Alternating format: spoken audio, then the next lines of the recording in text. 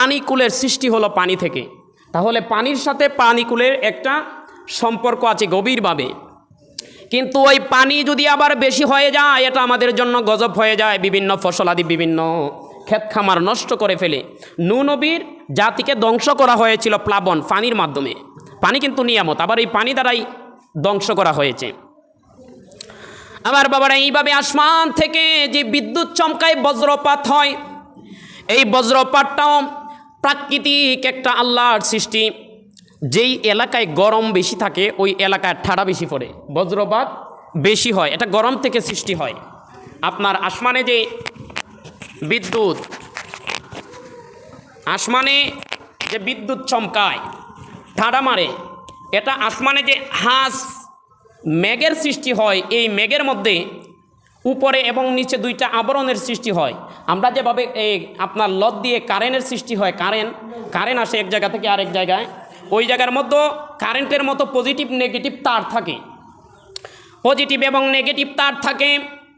বায়ু বাতাসকে কেন্দ্র করে এই দুইটা যখন সংঘর্ষ হয় তখন শর্ট খায়। আমরা যেমন নেগেটিভ পজিটিভ তার একসাথে লাগলে যেমন শর্ট খায়, আর্থিং কয়, আর্থিং আর কারেন্টের তার যদি একসাথে শর্ট খায়, একসাথে লাগলে এটা শর্ট খায়। তো এইরকম আসমানের মধ্যেও এই মেঘের মধ্যে দুইটা আবরণ সৃষ্টি হয়, নেগেটিভ পজিটিভ, দুইটা যখন বাতাসের মাধ্যমে যখন একত্রে যখন সংস্পর্শে আসে তখন এটা শর্ট খায়।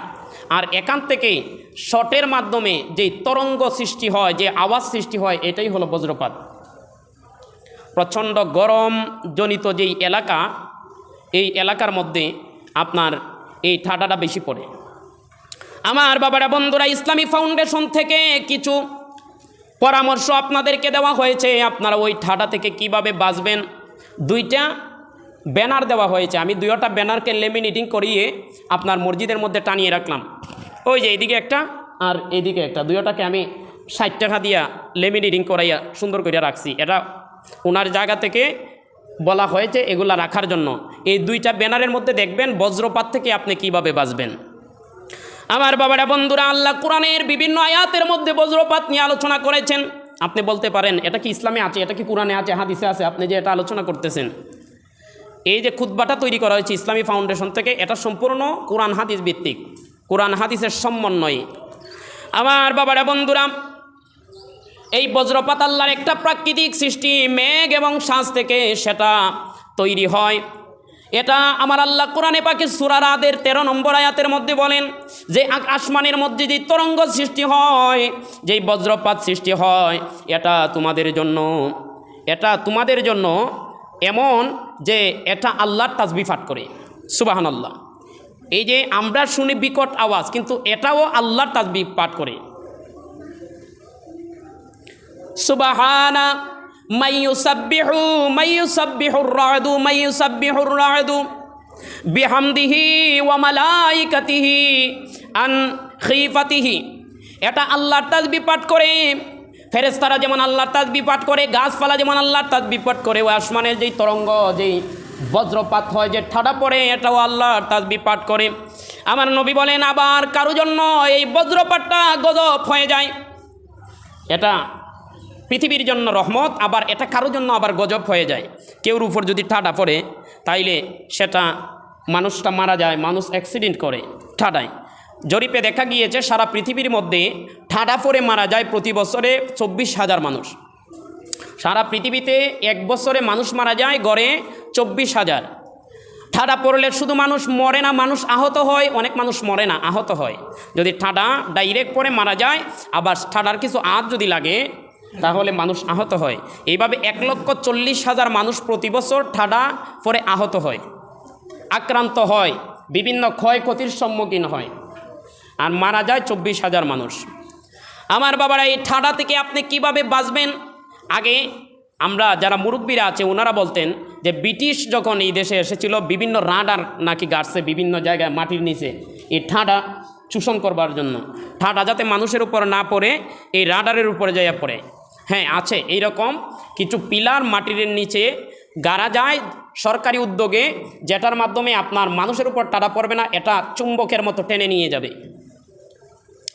ঠাডা বিভিন্ন জিনিসকে ধরে ধরে ঠাডাগুলা পড়ে। আপনার বড় বড় গাছের উপর ঠাডা পড়ে। এই জন্য বলা হয়েছে যখন ঠাডা পড়ে বৃষ্টিপাত হয় তখন আপনারা যাতে গাছের নিচে আশ্রয় না নেন, ঠাডা উঁচু জায়গাকে বর করে নেমে আসে। এই জন্য বড় বড় গাছের নিচে নিষেধ করা হয়েছে, যখন ঠাডা পড়বে আপনারা বড় বড় গাছের নিচে দাঁড়াবেন না। তারপরে উঁচু জমিন যেমন টিলা পাহাড় আছে, ওই পাহাড়ের উপরে অবস্থান করবেন না, পাহাড়ের উপরে ঠাডা পড়ে সমতল ভূমির মধ্যে চলে যাবেন। আবার একবারে নিচু জায়গা যেটা আছে ওইটার মধ্যে আবার ঠাডা পড়ে, উঁচু জায়গার মধ্যে যেমন টাডা পড়ে নিচু জায়গার মধ্যেও টাডা পড়ে। এই জন্য ঠাডা যখন মারে তখন বলা হয়েছে সমতল ভূমিতে থাকার জন্য। একবারে উঁচু জমিতেও যাবেন না, আবার গভীর জমিতেও যাবেন না, যেখানে সমতল মাঠ আছে ওই রকম একটা জায়গায়। আর ঠাডা পড়ার সময় আপনি দাঁড়াইয়া থাকবেন না। আপনি যদি দাঁড়াইয়া থাকেন তাহলে ঠাডা কিন্তু উঁচা জায়গা দেখে উঁচা জায়গাকে বর করে ঠাডা নেমে আসে। এই জন্য আপনি যখন উঁচু হয়ে থাকবেন আপনার উপর বর করে ঠাডা নেমে আসবে। এই জন্য ঠাডা যখন পরে আপনি একবারে ঘুমাইও যাবেন না, আবার দাঁড়িয়ে থাকবেন না, বসে থাকবেন, বসে যাবেন। তারপরে বিভিন্ন নদী নালা জলাশয় পুকুর যেখানে আছে ওই জায়গার মধ্যে ঠাডা পড়ে। এই জন্য মেঘ বৃষ্টির সময় আপনার ঠাডা যখন মারে তখন আপনারা কেউ গোসল করতে যাবেন না। ঘাটের মধ্যে বিভিন্ন জলাশয় নদী নালা ওইগুলোর মধ্যে ঠাডা পড়ে। এগুলো হলো ঠাডা থেকে বাঁচার জন্য আপনাকে পরামর্শ দেওয়া হয়েছে। তারপরে আপনি দেখবেন যখন মেঘ বৃষ্টি শুরু হয়, তুফান শুরু হয়, ঠাডা যখন মারে তখন কিন্তু কারেন্ট নিয়ে যায়। এটার একটা কারণ আছে। এই ঠাডা যখন মারে আপনার বৈদ্যুতিক যেই যন্ত্রপাতি আছে ওইগুলা ঠাডাকে টেনে নিয়ে আসে। এই জন্য ওই সময় কারেন্ট নিয়ে যাওয়া হয়। আপনার দেখবেন অনেক করে টিভি ফ্রিজ এগুলো নষ্ট হয়ে যায় ঠাডা মারলে। এটা কিন্তু চুম্বকের মতো টানে। বৈদ্যুতিক তার যেগুলো আছে যন্ত্রপাতি ইলেকট্রিক যন্ত্র এগুলো ঠাডাকে আকর্ষণ করে টানে। এই জন্য পরামর্শ দেওয়া হয়েছে আপনি যখন মেঘ বৃষ্টি হবে ঠাডা হবে ওই সময় আপনি মোবাইলে কথা বলবেন না, ল্যান্ডফোনে কথা বলবেন না, আপনি ল্যাপটপ কম্পিউটার আপনার ফ্রিজ যেগুলো আছে মানে ইলেকট্রিক যন্ত্রপাতি থেকে একটু দূরে থাকবেন। বলা হয়েছে আপনি ঠাডার ক্ষয়ক্ষতি থেকে আপনি যদি বাঁচতে চান তাহলে এগুলা থেকে একটু দূরে থাকবেন। তারপরে লোহা জাতীয় যেই জিনিসগুলো আছে, যেমন ধরেন আপনার একটা সিঁড়ি বানানো হয়েছে, সিঁড়ির মধ্যে লোহার হাতল দেওয়া হয়েছে, এটা ধরে ধরে আপনার সিঁড়ি বাইয়ে উঠবেন, তখন এই সিঁড়ির যেই লোহার হাতল আছে ওইটার কাছে থাকবেন না। তারপরে টিউবওয়েলও কিন্তু ঠাডা লোহা জাতীয়, এটা টানে টিউবওয়েল। তারপরে আপনার সিঁড়ি এগুলার পাশে আপনি যাবেন না, এগুলা থেকে দূরে থাকবেন। আপনি পারলে ছাদের ঘর যেগুলো আছে এগুলার নিচে অবস্থান করার চেষ্টা করবেন, আবার ছাদের উপরে যাবেন না, ছাদ কিন্তু উঁচা জিনিস, ওইখানেও টাডা পড়ে। আমার বাবারা বন্ধুরা, আরেকটা পরামর্শ হলো একই রুমের মধ্যে, ঘরের একই রুমের মধ্যে সব মানুষ একসাথে জমায়েত না হয়ে বিভিন্ন রুমের মধ্যে চলে যাওয়া। কারণ ঠাডা যদি পড়ে তাহলে এক রুমের মধ্যে যদি পড়লো তাহলে সব মানুষ একসাথে মরে যাবে। এই জন্য বিভিন্ন রুমের মধ্যে অবস্থান করা বিভিন্ন জনে। তারপরে আপনি বন্ধের মধ্যেই আপনি আছেন, এমন এক জায়গায় আছেন আপনি কোনো জায়গায় যে আশ্রয় নেবেন এই রকম জায়গা নাই, তখন আপনি কি করবেন? তখন একসাথে সব মানুষ দাঁড়িয়ে না থেকে একটু দূর দূর অবস্থান করা, যাতে এই ঠাডাগুলো আপনাদের উপর ভর করে না পড়তে পারে। এই জন্য আলাদা আলাদা অবস্থান করা। এই ধরনের বিভিন্ন পরামর্শ আপনাদেরকে এই ব্যানারগুলোর মধ্যে দেওয়া হয়েছে, আপনি বজ্রপাত থেকে বাঁচবেন। আমার বাবারা বন্ধুরা, সব শেষে ওনারা পরামর্শ দিয়েছেন। হযরতে কাব রাদিয়াল্লাহু তাআলা আনহু নবীর সাহাবী, উনি বর্ণনা করেন আমার নবী বলেছেন তোমরা যদি ঠাডা থেকে বাঁচতে চাও তাহলে একটা দোয়া তোমরা পড়বা, সুবহানা মাইয়ুসাব্বিহু বিহামদিহি, সুবহানা মাইয়ুসাব্বিহু বিহামদিহি ওয়া মালাইকাতু আন খিফাতিহি। এই দোয়াটা যেই ব্যক্তি পড়বে নবীজি বলেন তার উপর ঠাডা পড়বে না। এটা আল্লাহ রাব্বুল আলামিনের যেমন তাসবিহ পাঠ করে, আবার মানুষের জন্য এটা গজব হয়ে যায়। এই গজব থেকে বাঁচার জন্য নবীজি শিক্ষা দিয়েছেন এই দোয়াটা তোমরা পড়বা, সুবহানা মাইয়ুসাব্বিহু বিহামদিহি ওয়া মালাইকাতু আন খিফাতিহি।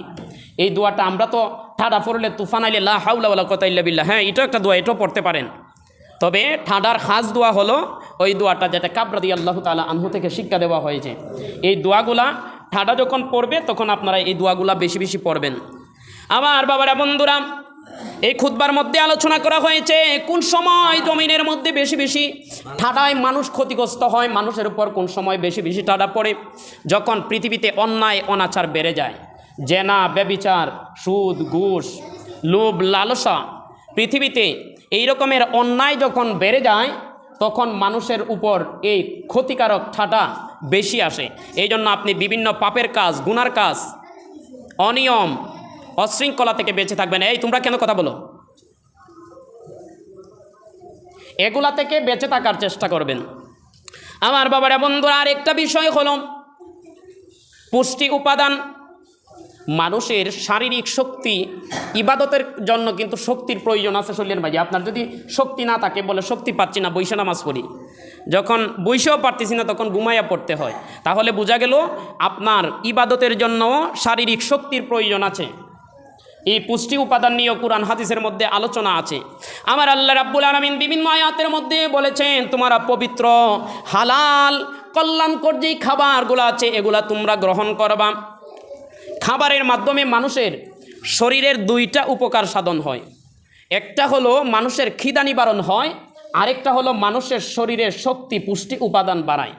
দুইটা জিনিস খাবারের মেইন যেই পদক্ষেপ, খাবার যেই ভূমিকা পালন করে, এই দুইটা, একটা হলো আপনার শরীরের খিদা নিবারণ করবে, আর একটা হলো আপনার শরীরকে শক্তিশালী করবে, পুষ্টি উপাদানে ভরপুর করে তুলবে। দুইটা জিনিস খাবারের মধ্যে থাকে। আমার বাবারা বন্ধুরা, এই জন্য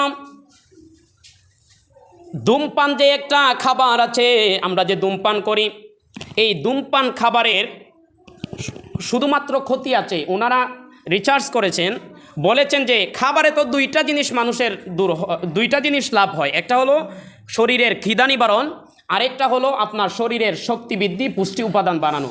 কিন্তু এই ধূমপান জিনিসটা এমন একটা খাবার যেটা পেটের ক্ষুধাও নিবারণ করে না, তারপরে পুষ্টিও যোগায় না।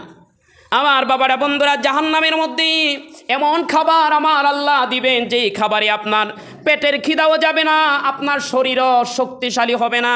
এই জন্য এই ধূমপানটাকে জাহান্নামের খাবার বলা হয়েছে, বলি না নাউজুবিল্লাহ। এই জন্য ওনারা রিসার্চ করে দেখেছেন যে পৃথিবীর মাঝে একটা খাবার আছে, এই খাবারটা জাহান্নামের খাবারের সাথে সরাসরি মিলে যায়। জাহান্নামের যে খাবার দেওয়া হবে এটা আপনার পেটের খিদাও নিবারণ হবে না, আপনার শরীরের শক্তি বৃদ্ধি করবে না, শরীর আরও দুর্বল করবে, নষ্ট করে দিবে। আর এই যে বিড়ি সিগারেট, ধূমপান যেটা গায়ে লেখা থাকে মৃত্যু ঘটায়, ধূমপান মৃত্যু ঘটায় লেখা থাকে, তারপরে মানুষ খায়। এই জন্য ধূমপান জিনিসটা জাহান্নামের খাবারের সাথে মিল আছে। এই জন্য এটা ভালো কোনো খাবারের উপাদান নয়। আমার বাবারা বন্ধুরা, এই জন্য খাবার গ্রহণের সময় আপনাকে হালাল পবিত্র পুষ্টিকর খাবার গ্রহণ করতে হবে। এই আলোচনাগুলো যদি আমি করি, আপনি বলবেন এটা তো ডাক্তারি বিষয়, আপনি এগুলো কেন আলোচনা করেন? আমার বাবারা, ইসলাম এমন কোনো আপনার প্রয়োজনীয় এমন কোনো জিনিস নাই যেটা নিয়ে ইসলাম আলোচনা করে নাই। যারা দুনিয়াদারি ভুগবাদী যারা, তারা শুধুমাত্র দুনিয়া রিচার্জ করে, তারা আখেরাতকে রাখে না। আর ইসলামপন্থী যারা, তারা আখেরাতের পাশাপাশি, এদের মূল টার্গেট থাকে আখেরাত, আর পাশাপাশি দুনিয়াতে যা কিছু প্রয়োজন একটা মানুষের জন্য সব কিছু নিয়ে ইসলাম আলোচনা করে, সব কিছু নিয়ে ইসলাম আলোচনা করে। এই জন্য আপনি যখন অসুস্থ হয়ে যান, বিভিন্ন জায়গায় আপনি ডাক্তারের শরণাপন্ন হতে হয়, আপনি আমাদের কাছে আসেন তাবিজ নেওয়ার জন্য, পানি ফোড়া নেওয়ার জন্য, বিভিন্ন চিকিৎসা করার জন্য, তখন আসেন।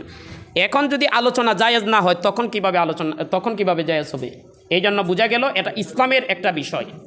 আপনার শরীরের খাবারের যে পুষ্টি যোগানো, আপনার শরীরকে সংরক্ষণ করা, এটাও আপনার সকল দায়িত্বের ভিতরে একটা দায়িত্ব। আমার বাবারা বন্ধুরা, এই জন্য খাবারের 6টা উপাদান আছে। এই 6টা উপাদান আমাদেরকে বুঝে গ্রহণ করতে হবে। আমরা যখন খাবার গ্রহণ করব, 6টা উপাদান আছে খাবারের। একটা হচ্ছে শর্করা। শর্করা হলো আপনার চাউল, গম, আটা, ময়দা, এই জাতীয় যে খাবার যেগুলো আমরা দৈনন্দিন যেমন ভাত খাই, এগুলো হলো শর্করা জাতীয় খাবার। 2 নম্বর হলো আমিষ। আমিষ হলো আপনার গোশ, মাংস, দুধ, ডিম, এগুলো হলো আপনার আমিষ জাতীয়, প্রোটিন জাতীয় খাবার। 3 নম্বরে হলো আপনার চর্বি জাতীয় খাবার, সব ধরনের যত ধরনের তেল আছে এগুলাকে চর্বি, এগুলো হলো চর্বি, এগুলা চর্বি জাতীয় খাবার। 3 নম্বর। 4 নম্বরে হলো ভিটামিন জাতীয় খাবার। ভিটামিনের অভাবে মানুষের রাতকানা রোগ হয়, ভিটামিনের অভাবে মানুষের বিভিন্ন রোগ হয়ে থাকে ভিটামিন। তারপরে আপনার খনিজ লবণ যেমন আমরা তরকারির সাথে ভাতের সাথে যে লবণ খাই এটা তো আছে।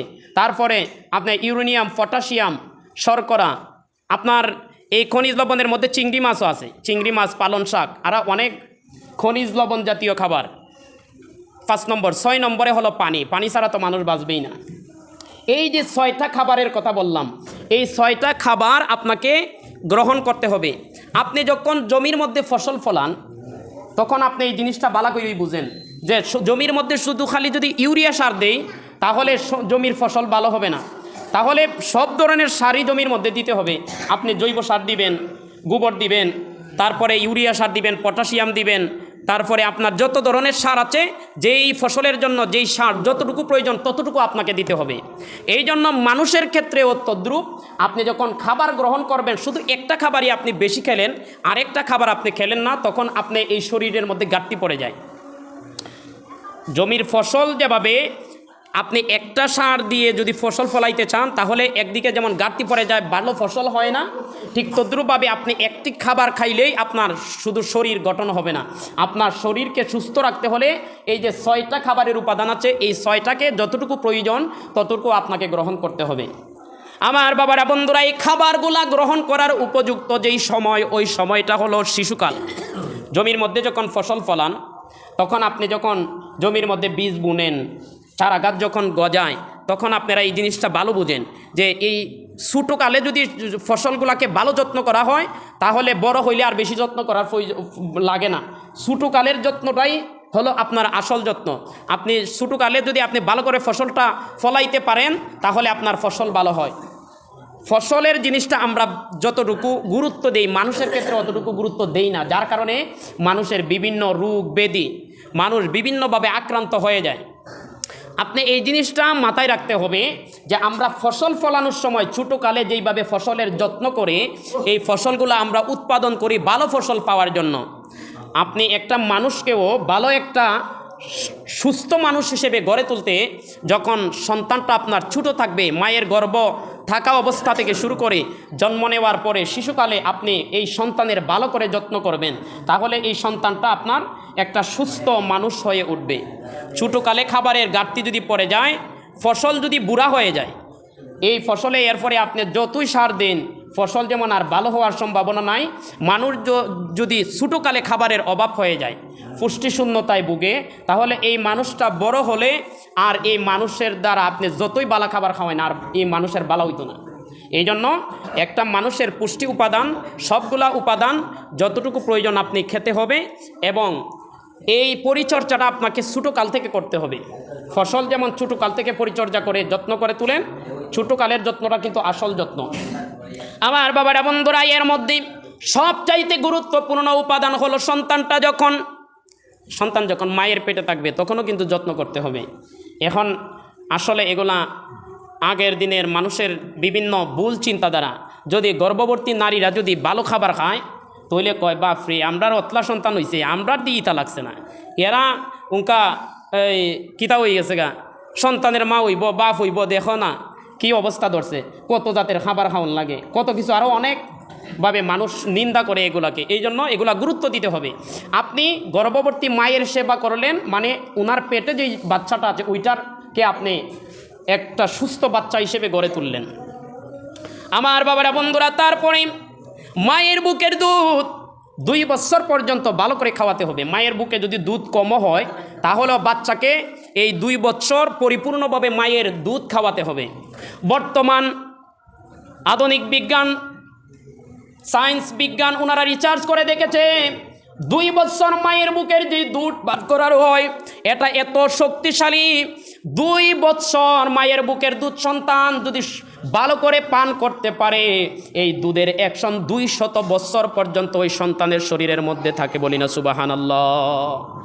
এমন একটা সবগুলা খাবারের উপাদানকে মিশ্রিত করে আমার আল্লাহ এই দুধটা তৈরি করেছেন। এই জন্য একটা সন্তান যদি ছোটোকালে যদি মায়ের বুকের দুধ যদি ভালোভাবে পান করতে পারে, তাহলে যদি ওই বাচ্চাটা 200 বছরও বাঁচে, ওই 2 বছরের দুধের অ্যাকশন 200 বছর পর্যন্ত থাকে। আর যদি আপনার এই মায়ের বুকের 2 বছরের দুধের মধ্যে যদি ঘাটতি পড়ে যায়, তাহলে আপনার এই বাচ্চাটা যতটুকু ঘাটতি পড়েছে অতটুকু ঘাটতি নিয়ে সারা জীবন ভুগতে হয়। এই জন্য এই আমাদের যে খাবারের পুষ্টি উপাদানগুলা, এগুলার প্রতি আমরা যত্নবান হব, কারণ এগুলো আল্লাহর দেওয়া নিয়ামত। যখন একটা বড় রোগ হয়ে যায়, তখন আপনি 2 লাখ 4 লাখ 5 লাখ টাকা ডাক্তারের দিতে এই সময় আর কুলজা কাফে না। আপনি ভালো খাবার খাইতে কুলজা কাফে আপনার শরীর ঠিক রাখার জন্য। কিন্তু যখন একটা বড় রোগ হয়ে যায়, তখন আপনি এই সময় ঠিক হয়ে আপনি 5 লাখ 10 লাখ টাকা দিয়ে দেন, আর এই সময় আর ভাবেন না যে 5 লাখ টাকা চলে যাচ্ছে। এই জন্য আপনি প্রতিদিনের খাবারের মধ্যে ইসলাম যেই খাবারগুলোকে বৈধতা দিয়েছেন, এগুলাকে পর্যাপ্ত পরিমাণে আমরা আহার করার চেষ্টা করব। কারণ আল্লাহর ইবাদত করতে গেলে আপনার শরীরে শক্তি লাগে। বিভিন্ন রোগ কখন সৃষ্টি হয়, আপনার শরীরের যেই পুষ্টি উপাদান যখন ঘাটতি হয়ে যায়, তখন বিভিন্ন রোগের সৃষ্টি হয় শরীরের মধ্যে। এই জন্য আজকে এই বিষয়গুলো নিয়ে একটু লং টাইম আলোচনা করলাম, কারণ এই সময়টা সবসময় পাওয়া যায় না। অন্যান্য আলোচনার পাশাপাশি আমি এই খুতবা থেকে, এই ইসলামী ফাউন্ডেশন থেকে যেই খুতবাটা দেওয়া হয়েছে, এটা 52 সপ্তাহ, বছরে 52 সপ্তাহের 52টা আলোচনা আছে। একটু 5 মিনিট 10 মিনিট করার চেষ্টা করব। আল্লাহ রাব্বুল আলামিন আমাদেরকে কল্যাণকর দুনিয়ার জীবনযাপন, আখিরাতের মুক্তি, দুনিয়ার শান্তি অর্জন করার তৌফিক দান করেন। সবাই বলেন আমিন। মসজিদের দিকে খেয়াল রাখবেন। সবসময় বলতে হয়, বললে ইমানের স্পিডটা বাড়ে। মসজিদের দিকে খেয়াল রাখবেন যাতে আমরা মসজিদ সুন্দর করতে পারি। গত জুমায় আমি যে বলেছিলাম, আপনার খালফারের কাউসার সাহেব, উনি ফ্যান দিবেন। আমি বাড়িতে গিয়েছিলাম গত জুমায়, উনি কয়েকদিন যে আমাকে ফোন দিয়েছেন যে ফ্যান দেওয়ার জন্য। যাই হোক, আমি আসছি, উনি নগদে গিয়ে আমরা সুজন ভাইকে নিয়ে আমরা ফ্যান উনি কিনে দিয়ে, ভালো মানের ফ্যান দিয়েছেন, বিআরবি ভালো মানের একটা ফ্যান উনি কিনে দিয়ে গেছেন। আজকে আমাকে হাদিয়াও দিয়েছেন এবং দোয়া চাইছেন সবাই যাতে ওনার জন্য দোয়া করেন। আজকে আবার খবর নিয়েছেন যে ফ্যান লাগছে মসজিদে। যাই হোক, এই রকম ভালোবাসা মসজিদের প্রতি যাতে আমরা রাখি, আরও যেই ঘাটতিগুলো আছে আমরা যাতে পূরণ করতে পারি। আর আরেকটা বিষয়, আপনারা জানেন আজকে 15 দিন যাবৎ আমার এই এলাকার বিশিষ্ট মুরব্বী সিরাজুল্লাহ মাস্টার সাহেব, উনি আইসিইউর মধ্যে ছিলেন। আপনার অবস্থা খুবই নাজুক ছিল। আল্লাহ কিছু আগের চাইতে কিছু অবস্থার উন্নতি হয়েছে, এখনও উনি চিকিৎসাধীন আছেন। আজকে আমাকে ফোন দিয়েছেন, দোয়া চেয়েছেন, আজকে মিলাদের ব্যবস্থাও করেছেন। আমাকে বলছেন সবার কাছে বলার জন্য আপনারা যাতে ওনার জন্য দোয়া করেন। ওনাকে নিয়ে আমরা যাতে এই 5 ওয়াক্ত নামাজে কিছু কিছু মুসল্লি আছে, আপনার কেউ যখন থাকে না, ওনাদেরকে নিয়ে আমি জামাতে নামাজ আদায় করতে হয়। এই মানুষগুলোর মধ্যে উনি ছিলেন একজন, সবসময় জিনাকে নিয়ে 5 ওয়াক্ত নামাজে জামাত আদায় করতাম। আল্লাহ ওনাকে সুস্থ করে আবার আমাদের মধ্যে ফিরিয়ে দেন। সবাই বলেন আমিন। ওয়া আখিরি দাওয়ানা আনিল হামদুলিল্লাহি রাব্বিল আলামিন। আল্লাহুম্মা আমিন। আসসালাতু ওয়াসসালামু আলাইকা ইয়া রাসূলুল্লাহ, আসসালাতু ওয়াসসালামু আলাইকা ইয়া হাবিবাল্লাহ, আসসালাতু ওয়াসসালামু আলাইকা ইয়া শাফিআল মুজনিবিন, আরিনি বিজামালিকা ইয়া রাহমাতাল লিল আলামিন। ইয়া রাব্বি মালিক মাওলা আল্লাহ, যা কিছু আলোচনা করলাম মুনিব আল্লাহ, ইসলামের যথাযথ আলোচনা, আয় আল্লাহ যতটুকু আমাদের প্রয়োজন, যতটুকু তুমি ইসলামের মধ্যে আমাদের কল্যাণার্থে সাজিয়েছ, আমাদেরকে সেটা বুঝে শুনে ইসলাম পালন করার তৌফিক দান করে দাও। ও দয়াল খালিক মালিক আল্লাহ, দুনিয়া আখিরাতের কল্যাণ আমরা দান করো, আখিরাতের আযাব থেকে আমাদেরকে মুক্তি দান করে দাও। আয় আল্লাহ রাব্বুল আলামিন, তোমার ঘরকে সৌন্দর্যমণ্ডিত করার জন্য, তোমার গোলামদের সুন্দরভাবে নামাজ আদায়ের জন্য যারা ব্যবস্থা করে দিচ্ছেন, প্রত্যেকের দান তুমি কবুল আর মঞ্জুর ফরমা। ও দয়াল খালিক মালিক আল্লাহ, আয় আল্লাহ তোমার এক গোলাম ফ্যান দিয়েছেন, তোমার ঘরের মধ্যে এইভাবে যারা দান করতেছেন, যারা এখনও দান করেন নাই, প্রত্যেককে মসজিদের প্রতি ভালোবাসা তুমি বাড়াইয়া দাও। আয় আল্লাহ আমাদের যেই কাজগুলা বাকি আছে, তুমি আমাদের একে বা গাইবি মদত দিয়া যেই মানুষগুলোর দ্বারা মসজিদের উন্নয়ন হবে, ওই সকল মানুষকে মসজিদের দিকে বিরাইয়া দাও। ও দয়াল খালিক মালিক, আমরার মধ্যে যারা শারীরিক অসুস্থতায় আছি আল্লাহ, যে যে সমস্যার মধ্যে আছে আল্লাহ, আমাদের সমস্যাগুলি তুমি দূর করে দাও। তোমার গোলাম আয় আল্লাহ চিকিৎসাধীন অবস্থায় দোয়া চেয়েছেন আজকে দীর্ঘদিন যাবৎ, আয় আল্লাহ উনি জামাতে নামাজ আদায় করতেন, এই জায়গাটা এখন শূন্য পড়ে থাকে আল্লাহ, আয় আল্লাহ রাব্বি করিম আল্লাহ, তোমার গোলাম আজকেও কান্নাকাটি করেছে, জামাতে আবার আমাদের সাথে নামাজ আদায় করার প্রত্যয় ব্যক্ত করেছে। আল্লাহ তোমার বান্দাকে সুস্থ করে আমাদের মধ্যে ফিরিয়ে দাও। আয় আল্লাহ রাব্বুল আলামিন, উনি যে মিলাদের ব্যবস্থা করেছেন মকসুদে মঞ্জিলে তুমি পৌঁছে দাও। ও দয়াল খালিক মালিক, আমরা তোমার হাওলা হয়ে গেলাম। আল্লাহ দেশের যে নাজুক পরিস্থিতি তুমি উন্নতি দান করে দাও। আমাদের দেশের যে বিশৃঙ্খলা অবশৃঙ্খলা, আয় আল্লাহ স্বৈরাচারী আল্লাহ জাল জুলমতি যা কিছু আছে বন্ধ করে দিয়ে দেশের মধ্যে তুমি শান্তি প্রতিষ্ঠা করে দাও। ও মরিব মাওলা, আমাদের দেশের স্বাধীনতা তুমি রক্ষা করো আল্লাহ। বাইরের যত চক্রান্ত আছে এগুলা থেকে আমাদের দেশকে তুমি হেফাজত ফরমাও আল্লাহ।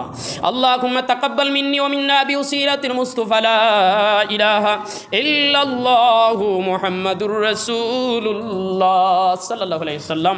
আসসালামু আলাইকুম ওয়া রাহমাতুল্লাহি তাআলা ওয়া বারাকাতুহু।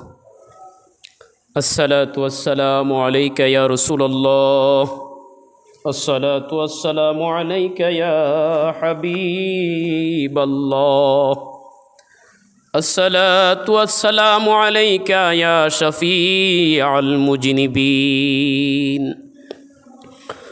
أرني بجمالك يا رحمة للعالمين، الحمد لله رب العالمين، الصلاة والسلام على من كان نبيا وآدم بين الماء والطين، وعلى آله وأصحابه وأهل بيته وأولياء أمته وعلماء أهل سنته أجمعين. اللهم صل على سيدنا مولانا محمد وعلى آله مولانا محمد. ধন্য গো মায়ামিনা গো, মাগো ধন্য আপনার জীবন, আপনার কুহুলে তশরিফ আনলেন মাগো দুজাহানের মহাজন। আল্লাহুম্মা সাল্লি আলা সাইয়্যিদিনা মাওলানা মুহাম্মদ ওয়া আলা আলিহি মাওলানা। এ দুনিয়া পরে থাকবি, আমরা একদিন থাকবো না। সবাই মুদের ভুলে যাবে, নবীজি মুদের বলবেন না। আল্লাহুম্মা সাল্লি আলা সাইয়্যিদিনা মাওলানা মুহাম্মদ ওয়া আলা আলিহি سيدنا مولانا محمد. لا إله إلا الله، لا إله إلا الله، لا إله إلا الله، لا إله لا إله إلا الله، لا إله إلا الله، لا إله إلا الله، لا إله لا حسبي ربي جل الله، ما في قلبي غير الله. نور محمد صلى الله، نور محمد صلى الله، لا إله إلا الله، لا إله إلا الله، لا إله। আসমানের মালিক যে আল্লাহ, জমিনের মালিক সে আল্লাহ, সব কিছুর মালিক আল্লাহ। লা ইলাহা ইল্লাল্লাহ, লা ইলাহা লা ইলাহা ইল্লাল্লাহ, লা ইলাহা ইল্লাল্লাহ, লা ইলাহা ইল্লাল্লাহ, ওরে বালোর মালিক যে আল্লাহ, খরফের মালিক সেই আল্লাহ, কল্যাণ আছে হাতে আল্লাহর। লা ইলাহা ইল্লাল্লাহু লা ইলাহা ইল্লাল্লাহু লা ইলাহা ইল্লাল্লাহু লা ইলাহা। জিকির করো মুমিন গওয়ান, জিকিরে মোজাইয়ামওয়ান, জিকিরে তোর হবে দিল রৌশন, ইমানের সাথে হবে মরণ। লা ইলাহা ইল্লাল্লাহু লা ইলাহা ইল্লাল্লাহু লা ইলাহা ইল্লাল্লাহু লা ইলাহা ইল্লাল্লাহু লা ইলাহা লা ইলাহা ইল্লাল্লাহু মুহাম্মাদুর রাসূলুল্লাহ সাল্লাল্লাহু তাআলা আলাইহি ওয়াসাল্লাম। আল্লাহু আল্লাহ আল্লাহু আল্লাহ আল্লাহু আল্লাহ আল্লাহু আল্লাহ আল্লাহু আল্লাহ আল্লাহু আল্লাহ আল্লাহু আল্লাহ আল্লাহু আল্লাহ আল্লাহু আল্লাহ আল্লাহু আল্লাহ আল্লাহু আল্লাহ আল্লাহু আল্লাহ আল্লাহু আল্লাহ আল্লাহু আল্লাহ আল্লাহু আল্লাহ আল্লাহু আল্লাহ আল্লাহ আল্লাহু আল্লাহ আল্লাহু আল্লাহ আল্লাহু আল্লাহ।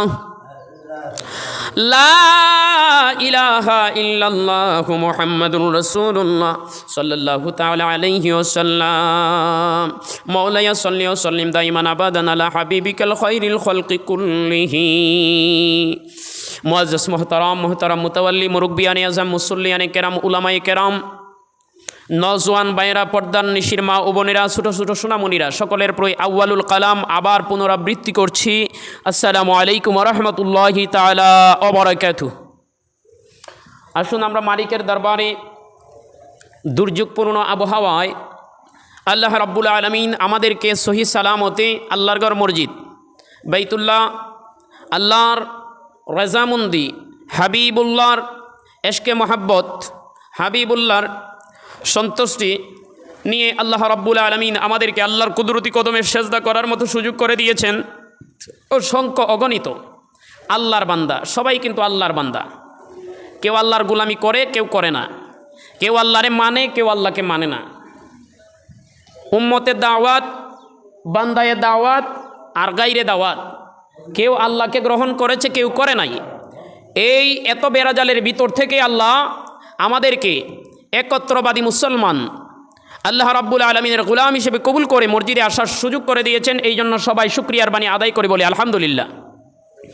আরও শুকরিয়া আমাদের আকা মৌলা নূর নবী হায়াতুন নবী, গায়েবকে খবর দেনে ওয়ালা নবী, আমাদের নবী সৈয়দুনা হাবিবেনা তবিবেনা শফিয়েনা, নবী আজম, নবী আরব, নবী মক্কা মদিনা মতো নবী আমরা রাহমাতুল্লিল আলামিন হিসেবে পেয়েছি। ওনার উম্মত হওয়ার সুযোগ সৌভাগ্য আল্লাহ আমাদের করে দিয়েছেন। এই জন্য মালিকের দরবারে আবারও শুকরিয়ার বাণী আদায় করে বলি আলহামদুলিল্লাহ। আমার বাবা, মুহররম মাস এর আজকে শেষ জুমা, মুহররম নিয়ে আপনাদের সামনে আলোচনা করেছি। প্রথম থেকে মুহররম আসার আগে থেকেই আমি আলোচনা করেছি। ইসলামের ব্যাপকতা, ইসলামের আলোচনা করার বিষয় কিন্তু অনেক অনেক। আসলে এই 12 মাসের ভিতরে ইসলামের একটা বিষয় নিয়ে যদি আপনি এত লং টাইম আলোচনা করেন তাহলে আরও অনেক বিষয় বাকি থেকে যায়, যার কারণে এত লং টাইম করতে পারি না। সব তুলে ধরা, সব কিছু আলোচনা করে শেষ করার মতো এগুলা বিষয় নয়। তারপরে একটু একটু টাচ আমাদেরকে একটু একটু আলোচনা করতে হয়। যাই হোক, কারবালার সংক্ষিপ্ত বিবরণ আপনাদের সামনে আমি, কারবালা কেন হয়েছিল, কারা করেছিল, শেষ পর্যন্ত ফলাফল কি হলো, এই বিষয়গুলো নিয়ে আপনাদের সামনে আমি আলোচনা করেছি। আজকে আমি যে বিষয়টা নিয়ে আপনাদের সামনে আলোচনা করব, সে বিষয়টা হলো ইসলামী ফাউন্ডেশন কর্তৃক একটা খুতবা আমাদেরকে আওয়ার ট্রেনিং দেওয়া হয়েছে। এই যে আপনার এলাকার মধ্যে যখন মেঘ বৃষ্টি হয়, মেঘ বৃষ্টি হওয়ার পরে বিভিন্ন জায়গায় আপনার পানির জলাবদ্ধতা জলাভূমিতে রূপান্তরিত, বিভিন্ন এলাকা পানিয়ে তলিয়ে যায়, ডুবে যায়। এইসব এলাকার উন্নয়নে মানুষ উন্নত জীবন যাপনের জন্য কি কি করণীয় এবং বর্জনীয় এই বিষয় নিয়ে একটা ট্রেনিং আমাদেরকে দেওয়া হয়েছে, সেটা হলো আওয়ার ট্রেনিং, প্রশিক্ষণ। এই প্রশিক্ষণ থেকে বাংলাদেশ জাতীয়ভাবে ইসলাম প্রচারের জন্য যেই সংস্থা খোলা হয়েছে, ফাউন্ডেশন, ইসলামী ফাউন্ডেশন থেকে আমাদেরকে একটা বই দেওয়া হয়েছে। ওই ফাউন্ডেশনের বইয়ের নাম হলো আপনার প্রাক খুতবা। এই খুতবা থেকে আমাদেরকে কিছু কিছু আলোচনার জন্য বলা হয়েছে। এটাতে 52 সপ্তাহ, এক বছরে হলো 52টা শুক্রবার, 52টা শুক্রবারের জন্য 52টা সাবজেক্ট এখানে দেওয়া হয়েছে। কারেন্ট থাকলে আরও ভালো হতো, আসলে কারেন্ট চলে গেলে একটু সমস্যা হয়ে যায়, কারণ মসজিদে তো সবাই উপস্থিত নাই। এই খুতবার মধ্যে আপনার বিভিন্ন বিষয় নিয়ে আলোচনা করা হয়েছে। এই মাইকের সুইচটা অফ করো, আসো এদিকে আসো।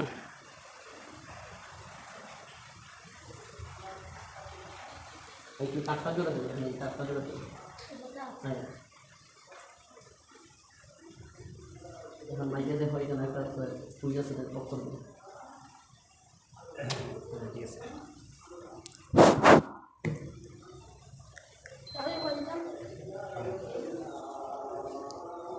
আসছে কারে নাকি? ছোটো ছোটো সুইচটা দিয়ে দেবো। ইসলাম হলো সব বিষয়ের সমাধান, এমন একটা ধর্ম যেই ধর্মে আপনার পারিবারিক, সামাজিক, রাজনৈতিক সমস্ত বিষয়ের সমাধান কল্পে এই ধর্মটা গঠন করা হয়েছে। এমন কোনো বিষয় নাই যেটার সমাধান ইসলামের মধ্যে নাই। আপনি কিভাবে চলাফেরা করবেন, কিভাবে উন্নত জীবন যাপন করবেন, কিভাবে এই পৃথিবীর প্রতিকূল দুর্যোগ আবহাওয়া, পৃথিবীর বিভিন্ন সমস্যার মোকাবেলা আপনি কিভাবে করবেন, সব কিছুর সমাধান ইসলামের মধ্যে দেওয়া আছে। এই জন্য ইসলামী ফাউন্ডেশন থেকে আমাদেরকে এই বইটা দেওয়া হয়েছে। এটা হলো প্রাক খুতবা, হাওর এলাকার জনগণের জীবনমান উন্নয়ন এবং জীব বৈচিত্র্য সংরক্ষণে ইমামদের মাধ্যমে উদ্বুদ্ধকরণ প্রকল্প, ইসলামিক ফাউন্ডেশন। এই বইয়ের মধ্যে আপনার 52টা সাবজেক্ট দেওয়া হয়েছে 52 সপ্তাহের জন্য। এই খুতবার মধ্যে ইসলামের পরিবেশের গুরুত্ব, জীব বৈচিত্র্য সংরক্ষণে আমাদের করণীয়, পরিবেশের দূষণ, কৃষি এবং বৃক্ষরোপণ, ইসলামের দৃষ্টিতে খামার ফার্মিং, ইসলামের দৃষ্টিতে পুষ্টি উপাদান, পানি মহান আল্লাহর দেওয়া এক সম্পদ, বন্যা দুর্যোগে দুর্বিপাকে আমাদের করণীয়, বজ্রপাতে আমাদের করণীয়, প্রাকৃতিক দুর্যোগ এবং ইসলাম, অবৈধ বালু পাথর উত্তোলন এবং পরিবেশের ক্ষতি অপরিসীম, আল্লাহর উপর ভরসা, করোনা পরিস্থিতির মতো আরও অন্যান্য দুর্যোগপূর্ণ অবস্থায় ইসলামের দিক নির্দেশনা, বাল্য বিয়ে, যৌতুক, পারিবারিক অশান্তি, সমঝোতা, তালাক এবং এই ক্ষেত্রগুলিতে আমাদের করণীয়। তালাক সম্পর্কে ইসলামের দৃষ্টিভঙ্গি কী? মিথ্যা সাক্ষ্যদান এর শাস্তিযোগ্য অপরাধ, নবী করিম সাল্লাল্লাহু আলাইহি ইসলামের প্রতি ভালোবাসা, ইসলামের দৃষ্টিতে অপব্যয় এবং অপচয় রোধে করণীয়, ইসলামের দৃষ্টিতে মিতব্যয়ী হওয়া, ইসলামের দৃষ্টিতে সততা এবং সত্যবাদিতা, ইসলামে পর্যটনের গুরুত্ব এবং হাওয়ার পর্যটন, ইসলামের দৃষ্টিতে কর্তব্যের অবহেলা এবং ইসলামের দৃষ্টিতে দায়িত্ব এবং কর্তব্যবোধ, সত্য গোপন করার শাস্তি, ইসলামে দেশপ্রেম, ইসলামের দৃষ্টিতে মানবদেহ, মানব সেবা, ইসলামের দৃষ্টিতে সম্মান এবং শ্রদ্ধা প্রদর্শন, ইসলামের দৃষ্টিতে অসহায়ের সহযোগিতা করা, ইমানের শাখা প্রশাখা, ধর্ম ও নৈতিকতা, ইসলামের দৃষ্টিতে নৈতিক অবক্ষয় এবং সমাজের ক্ষতিকর প্রভাব, ইসলামের দৃষ্টিতে লোভ লালসা, সত্য গোপন করা, ইসলামের দৃষ্টিতে শিষ্টাচার, ইসলামের মাতৃভাষার গুরুত্ব, আখিরাতের জীবন, জুয়ার কুফল এবং তার প্রতিকার, ইসলামের শিশু পরিচর্যা, ইসলামের দৃষ্টিতে দৈহিক প্রতিবন্ধীদেরকে সেবাদান, এবং আমানত সংরক্ষণের গুরুত্ব ও তাৎপর্য, ইসলামের দৃষ্টিতে ওয়াদা খেলাফি, ইসলামের দৃষ্টিতে বর্ষবরণ, ইসলামের দৃষ্টিতে গুজব ছড়ানোর গুরুতর একটা পাপ, ইসলামের দৃষ্টিতে সন্ত্রাস এবং জঙ্গিবাদ, মাদকাসক্তি ব্যক্তি, পরিবার ও সমাজ দিন বেষ্ট প্রধান কারণ, ইসলামের শ্রমের মর্যাদা, ইসলামের সময়ের মূল্য অনুধাবন, ইসলামের দৃষ্টিতে উদাসীনতা এবং অলসতার কুফল, ইসলামের দৃষ্টিতে ভিক্ষাবৃত্তি, ইসলামের দৃষ্টিতে ঐক্য এবং সংহতি। এই 52টা সাবজেক্ট ইসলামিক ফাউন্ডেশন থেকে আমাদেরকে দেওয়া হয়েছে অন্যান্য আলোচনার পাশাপাশি এখান থেকে মানব কল্যাণে মানুষের স্বার্থে একটু একটু আলোচনা করার জন্য। তো জুমার সময়টা কম থাকে, যার কারণে অন্যান্য আলোচনার শেষ করে আপনি এই আলোচনা থেকে একটু করবেন এই রকম সময় থাকে না। গত জুমা আমি একটা আলোচনা করতে চেয়েছিলাম মানুষের পুষ্টি উপাদান নিয়ে অন্য আলোচনার পিছনে, কিন্তু দেখা যায় ওই আলোচনা শেষ করতে করতেই টাইম শেষ হয়ে যায়, যার কারণে এগুলো করা যায় না। এই জন্য আমি ইচ্ছা করেছি ইসলামী ফাউন্ডেশন থেকে যেই বইটা দেওয়া হয়েছে, আজকে আলোচনা হলো বজ্রপাত, আসমানে যে ঠাডা মারে, তারপরে পাশাপাশি পুষ্টি উপাদান, আপনার মেঘ পানি, বন্যা, পানি বেশি, এই যে আমাদের একটা পরিস্থিতি, এগুলা নিয়ে কিছু আপনাদেরকে আলোচনা করব। আমার বাবারা বন্ধুরা, আল্লাহ রাব্বুল আলামিনের কুদরতে অশেষ কুদরতে এই পৃথিবী আমার রব্বে কারিম সৃষ্টি করেছেন। রব্বুল আলামিন এই পৃথিবী অনেক কুদরতের মহিমায়, কুদরতের মধ্যস্থলে আমার আল্লাহ এই পৃথিবী স্থাপন করেছেন, পৃথিবীটা নির্মাণ করেছেন। এই পৃথিবীতে আল্লাহ রাব্বুল আলামিন কীভাবে যে তৈরি করেছেন, এটা বিভিন্ন বৈজ্ঞানিক রিসার্চ, বিভিন্ন গবেষণা, বিভিন্ন দৃষ্টিভঙ্গিতে বর্তমানে এগুলা উপলব্ধি করা যাচ্ছে। আমার বাবারা বন্ধুরা, এই পৃথিবীতে আমার আল্লাহ যা কিছু সৃষ্টি করেছেন এগুলা আমাদের জন্য নিয়ামত, আবার এই বিষয়গুলা অনেক সময় আমাদের জন্য হয়ে যায় গজব। আপনার পানি আমাদের জন্য নিয়ামত, প্রাণীকুল, পৃথিবীতে যেগুলা চলাচল আছে, যেগুলা ছোট থেকে বড় হয়, যেগুলা খাবার গ্রহণ করে, এগুলো হলো প্রাণীকুল। এই